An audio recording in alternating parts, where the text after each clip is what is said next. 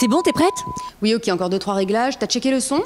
1, 2, 1, 2. Oui, ça marche. Ok, c'est tout bon. Bah écoute, il sort de son bureau dans 5 minutes, là, il faut vraiment y aller, on y va. Allez, c'est parti, go. Excusez-moi, vous aviez rendez-vous? Depuis l'année de sa création en 1840, la maison Pellegrin a su imposer son style et son savoir-faire dans le domaine de la joaillerie. 5 générations plus tard, la relève est assurée par Arnaud Pellegrin qui a inauguré il y a quelques semaines la 5e boutique familiale, ici même au centre commercial Le Prado. Sans plus tarder, je vous propose d'aller à sa rencontre.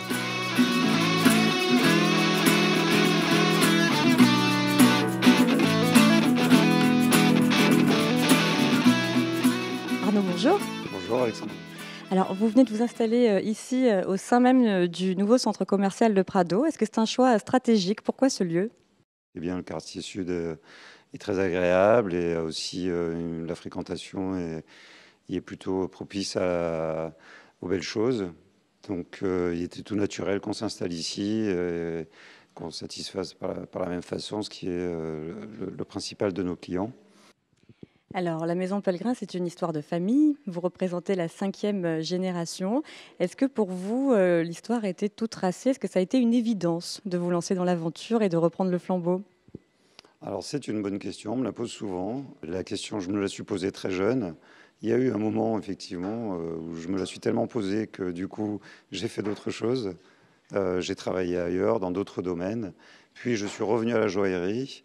Et j'ai travaillé encore une fois pour d'autres personnes, à Paris, à Londres, et avant de m'inscrire vraiment définitivement dans la maison familiale. J'imagine que chaque membre de votre famille a apporté un petit peu sa pierre à l'édifice. Vous apportez quoi justement à l'entreprise? Vous avez une fibre assez artistique, non? C'est bien ça? Oui, c'est vrai, tout à fait. Ouais. J'ai beaucoup de sensibilité aux produits. Et c'est marrant cette définition d'apporter sa pierre à l'édifice, puisque notamment, moi qui suis passionné de diamants, et principalement, et récemment d'ailleurs, j'ai fait un voyage en Inde pour ça. Je suis allé chercher des pierres très bien taillées, des superbes matières.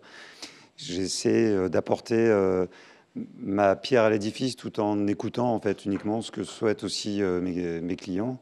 Et c'est ma conception de la création. C'est pas forcément de faire quelque chose qui m'est personnel et qui me plaît à moi, mais qui plaît avant tout aux personnes qui vont le porter. Vous avez 30 employés. Aujourd'hui, vous affichez un chiffre d'affaires de 10 millions d'euros, mais vous restez très local avec des boutiques à Marseille principalement et une à Aix.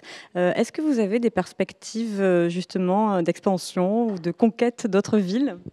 Les racines de la maison sont principalement régionales. Donc, bon, je vais m'occuper déjà principalement de tout ce qu'il y a à faire aujourd'hui ici. Et j'ai aussi en projet quand même le développement de notre site web. Le site internet, c'est vraiment un moyen de communication rapide et efficace et avec nos clients, puisqu'on peut consulter internet, comme vous le savez, à partir d'une tablette ou d'un téléphone portable. Donc il faut savoir moderniser finalement des techniques et un artisanat ancestral aussi. Je pense, oui, bien entendu, c'est de toute évidence, oui, il faut s'adapter.